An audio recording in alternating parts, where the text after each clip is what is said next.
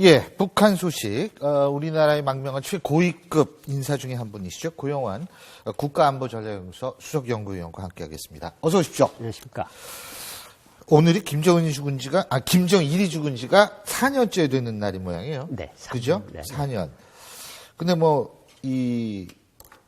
김정일 때 같은 경우에는 김일성 사망 이후에 비교하는 얘기도 많이 나오고. 네. 그러면은 지금은 김정은하고 김정일하고 비교할까요? 그렇죠. 그러니까 맞습니까? 대체로 선대하고 예. 비교를 하는데 아하.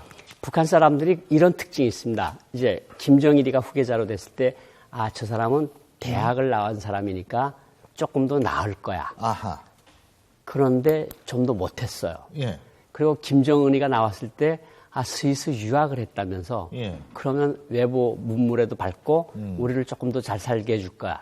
그런데 또 못하고. 그러니까 제가 뭐 딱 비율로 말씀드리기는 곤란하지만 그냥 about 말씀을 드리면 김일성이를 100으로 봤을 때 예. 김정일이 한 70, 예. 김정은은 한 40. 40. 그러니까 점점 갈수록 공부는 더 했는데 점점 갈수록 더 나빠지는 거죠. 그러니까 지도자들에 대한 것들이 이제 좀 선대보다 나아질 거야.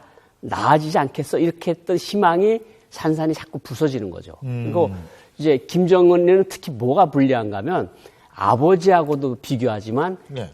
할아버지 흉내를 하도 많이 내니까 할아버지하고도 많이 비교를 하거든요. 그러면 예. 할아버지보다 훨씬 못하다. 이런 말들을 많이 하는 거죠. 근데 김정은이가 금수산 태양궁전을 방문했다. 네. 그리고 특별한 효심을 강조했다. 저는 사실 이거 보면서 어떤 생각이 드냐면 이게 그러니까 북한에 있어서의 어떤 유교적 가부장적 문화를 온전시켜가지고 네. 그죠? 이 김일성 일가들하고 이 북한 주민들의 관계를 그런 식으로 자꾸 엮어가려고 하는 거 아닌가 이런 생각이 들거든요. 딱 정말 북한 정말 제대로 별 아시는 것 같은데 말씀을 하세요. 아니 북한에서 충과 효를 강조를 해요. 예.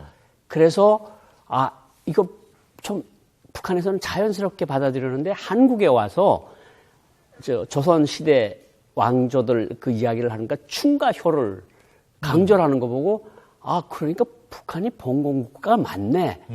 이런 생각을 한국에 와서 했거든요. 예. 그러니까 저는 조선 시대 때 충과 효를 강조를 한 유교적 관념이 있다는 걸 몰랐어요. 예. 한국에 와서 알았거든요. 그러니까 어떻게 보면 정말 충과 효를 강조한다는 거는 그만큼 북한이 전제주의적, 봉건적 요소가 그렇죠. 많다는 거죠. 그리고 이제 그런 걸 이용해서 결여된 정통성을 그런 식으로 해가지고 자꾸 이거를 그렇죠. 그냥 덮으려고 무마하려고 그러는 건데. 무말라고 그러는 거죠. 근데 충효 다 좋습니다. 근데 효를 하려면 제대로 해야지. 이 애도 기간 동안 말이에요. 만일 중국에 철수 안 했으면 지금 모란봉 악단이 중국 가가지고 막 노래 부르고 있을 거 아니에요. 그런데 김일성이 사망했을 때 열흘 동안 예. 애도 기간 선포했고 예. 4년 전에 김정일이가 사망했을 때 12월 19일부터 29일까지 애도 기간을 선포한 거는 공식적으로는 그거밖에 없습니다.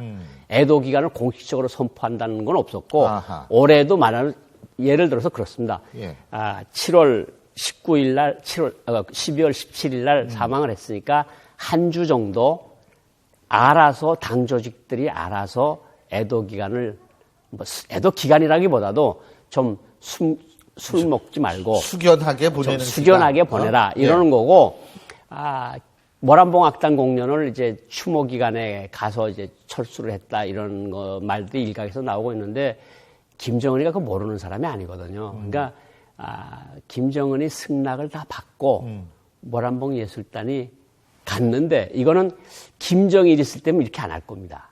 김정일이 있을 때면 아버지가 돌아가신 그 일주일 전에 악단을 외국에 보내는 건 안 하는데 김정은은 약간 좀 특이한 것 같고. 글쎄 효를 강조한다는데 이렇게 하면 안 되죠. 그러니까 자기가 필요할 때는 충과 효를 강조하고 또 자기가 필요 없을 때는 그렇죠. 그것을 집어치우고 이런 거죠. 예. 근데 어쨌든 김정일이 죽은 지가 4년이 지났다는 건 네. 뒤집어서 얘기한다면 김정은이가 집권한 지 4년이 됐다는 그렇죠. 건데 자 그러면 어떻게 평가하고 계십니까? 김정은 정권이 지난 4년간은 들어왔을 때 이제 많이 불안한 모습들을 보였고 예. 실질적으로 첫 해에 많이 예. 흔들리는 모습들을 많이 보였는데 김정은이가 찾아낸 가장 좋은 방법, 묘안이라고 할 수 있는 게 장성택 처형이거든요. 그러니까 김일성의 사위 아닙니까? 예. 그리고 김일성이 딸인 김정희 비서가 살아있는 상황에서 고모부를 총으로 쐈어요. 그렇죠. 그러니까 이건 뭘 의미하는가 하면 너네 시대는 갔다. 이제는 내 시대가 열린 거라는 걸 선포하는 거고 다른 북한 간부들한테 까불지 마. 나는 김일성의 사위, 김일성의 딸이 있는데도 불구하고 그 남편을 죽일 수 있는 그런 사람이야. 그거는 확실한 효과를 내서 상부에 하이 클래스에서는 공포감은 있지만 사람들이 일단 엎드렸고 유일 명도 체계가 선 거죠. 그렇지만 이것이 단기적으로는 엎드리는 효과를 가지지만 중장기적으로 과연 그럴까? 사람들이 정말 그 김정은의 리더십을 보고 저 사람하고 우리는 같은 배를 탄 공동의 운명체다. 이런 것을 김일성, 김정일 때 느꼈는데 자꾸 현영철 인민무력부장도 쏘고 고모부도 쏘고 하는 걸 보고 저 사람은 우리하고 좀 다른 배를 탄 것 같다. 이런 것들을 마음속에 심어주는 거거든요. 그리고 밑에를 보면 시장화가 많이 확산이 돼 있다는 거 많이 알려져 있지 않습니까? 예. 시장화가 북한이 이끄는 시장화가 아닙니다. 당국이. 자생적으로 시장이 일어나는데 예. 북한 당국에서 보건대 사람들이 먹고 사는 데만 집중을 하고 그러니까 조금 정세가 좀 안정되는 감을 보이고 있기 때문에 묵인하는 거거든요.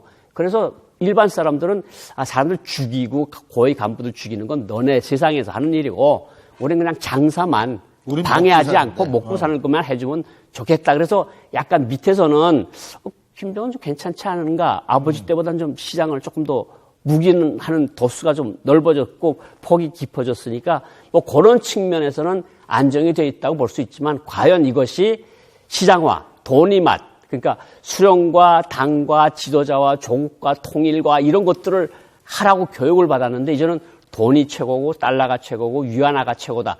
이런 식으로 가는 것이 과연 북한 정권에게 중장기적으로 과연 도움이 될까? 이런 거는 좀 더 두고 봐야 되겠죠. 그렇죠. 그것이 김정은 정권의 입장에서 볼 때는 사실 독이 될 텐데요. 독이든 성배라고 할 수 있죠. 근데 어쨌든 지금 말씀하셨듯이 장성택 처형부터 시작을 해가지고 이게 이제 다 많이 물갈이, 73%가 바뀌었다고 그러죠? 네. 그러니까 당정군의 우두머리 중에서. 당과 정부와 군대의 최고의 랭크에 위치한 사람들이 73%가 바뀌었다는 거예요. 그러면 지금 실세는 누굽니까? 지금 실세는 여러분 다 아시다시피 교수님도 아시다시피 황병서 총정치국장. 예. 그다음에 최룡해는 지금 최룡해는 혁명화 가서 농사꾼으로 예. 농사 짓고 있고 고전의 2인자였던 이영호 총참모장은 숙청돼서 없어졌고 그러니까 지금은 황병서가 있고 그다음에 김여정, 김정일의 여동생이 있고 조직지도부 부부장이 하나 있고 역시 가장 중요한 거는 국가안전보위부장인 김원홍 국가안전보위부장 이런 사람들이 지금 새로운 실세로 등장했는데 평양에서 들려오는 말은 최고 실세는 김원홍이다. 김원홍 국가안전보위부장의 말은 김정은이가 거의 100% 신뢰를 하고 직접 대면 보고를 제일 많이 하는 사람이 황병서보다는 김원홍이다. 그러니까 이건 뭐냐면 공안 통치를 하는데 가장 효과적인 사람. 그러니까 김정은으로서 보면 자기 대신에 손에 피를 묻히면서 사람들을 숙청하는 가장 이쁜 사람이 아니겠습니까? 그러니까 김원홍이 심지어 어떤 말은 김원홍이 평양 권력이 절반을 가지고 있다. 이런 말도 지금 한간에 떠돌고 있을 정도로. 이 사람 얼마 안 있다 숙청당하겠네요. 그렇죠. 그 전에 김병화라는 국가안전보위부장이 자청을 했고요. 그리고 그 이후에 김용룡 국가안전보위부 제1부부장 하던 사람도 자청을 했습니다. 자청이요? 자살을 했어요. 자살. 머리에다 대고 자살을 했거든요. 이 사람도 어떻게 될지는 두고 봐야 되겠죠. 근데 그게 진짜 자살일까요? 아니면 자살을 가장한 건가요? 아닙니다.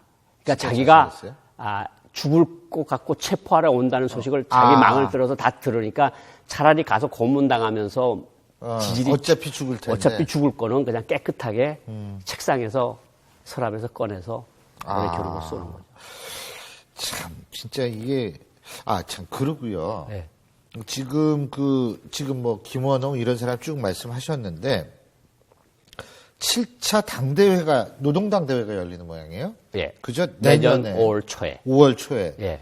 여기에서도 뭔가 변화가 일어날 것이다 이런 관측도 있는 모양이에요. 근데 이게 36년 만에 개최가 된다며요. 당대회를 예. 1980년 10월 10일에 6차 당대회를 하고 36년 동안 당대회를 하지 않았습니다. 예. 가장 중요한 원인은 뭐냐면 예. 김일성이가 살아있을 때 인민들한테 이 밥에 고깃국을 먹이기 전에는 당대회를 안 열겠다고 이야기하는 것이 있고 예. 김정일이도 비슷한 내용의 말을 했고 그리고 김정일 정치 특징이 측근에 의거한 정치입니다.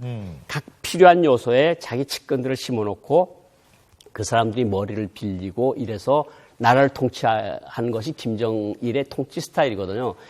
이렇게 사람들 많이 모아놓고 뭐 왁 하고 대회하고 뭐 이렇게 대표증 들어서 뭐 누구를 총비서로 선출합니다. 수첩 들고 이런 모습을 김정일이는 싫어했거든요. 그러니까 김정일이 통치 스타일도 있고 그보다 더 중요한 거는 김일성이가 이 밥에 고깃국을 먹이겠다 그랬는데 이 밥에 고깃국을 36년 동안 못 먹였으니까 당대회를 못한 거거든요. 예. 그런데 갑자기 올해 10월 10일 날 당창건 70주년 행사를 하고 열병식을 하고 한 20일 있다가 7차 당대회를 한다고 느닷없이 선포를 해버려서 예. 저도 굉장히 깜짝 놀랐거든요. 저게 북한 스타일은 아니에요. 북한 스타일이 되려면은 올해 10월 10일 당창건 예. 70돌이 되는 올해 10월 10일 날 7차 당대회를 했어야죠. 그런데 7차 당대회를 5월 달에 당대를 5월 달에 여는 법이 거의 없거든요. 당창건 기념일에 맞춰서 예. 당대회를 하는데 그것도 느닷없고 그리고 과연 무슨 생각에 당대회를 하겠다 그럴까? 이 밥에 고깃국을 먹는 건 아니거든요, 아직은. 인민들이 머릿속에 그런 인식이 강하게 자리 잡고 있는데 그러니까 아무래도 이것을 통해서 나머지 23% 바뀌지 않은 사람 또 이미 바뀐 사람도 마음에 안 드는 사람에서 싹 밭가리를 하지 않을까. 그러면 그 과정에서 황병서도 날아갈 수 있고 김원홍이도 날아갈 수 있고 이제 좀 더 나이가 젊은 40, 50대로 내려올 가능성이 높죠. 권력 엘리트들이. 40, 50대로. 근데 사람은 있는 모양이죠, 그래도? 아니 뭐 자리를 시켜주겠다 그러면 안 하겠다 그러겠습니다. 아니 그거 무서워가지고 뭐. 그거는 최상위층. 최상위층. 그러니까 당정연의 조직지도부의 조현준 부부장이라고 지금 실세 중에 한 명인데 네. 조직지도부 일부 부장이면 김정은이가 조직지도부장을 겸임을 하니까 예. 굉장히 높은 사람인데 그 사람이 올해 김정은한테 좀 몸이 아파서 쉬고 싶다. 그랬는데 김정은이가 무슨 소리냐. 좀 더 하라. 그래서 사표를 반려했다는 거 아닙니까? 그러니까 높은 사람도 사실은 김원홍이도 지금 걸어가는 발걸음이 언제까지 지속될지 아무도 모르는 거죠. 독재 정권에서 너무나 권력이 비대해지면 그렇죠. 그거는 보통은 사라집니다. 그렇죠. 예. 잘 알겠습니다. 오늘 말씀은 여기까지 듣죠. 고맙습니다.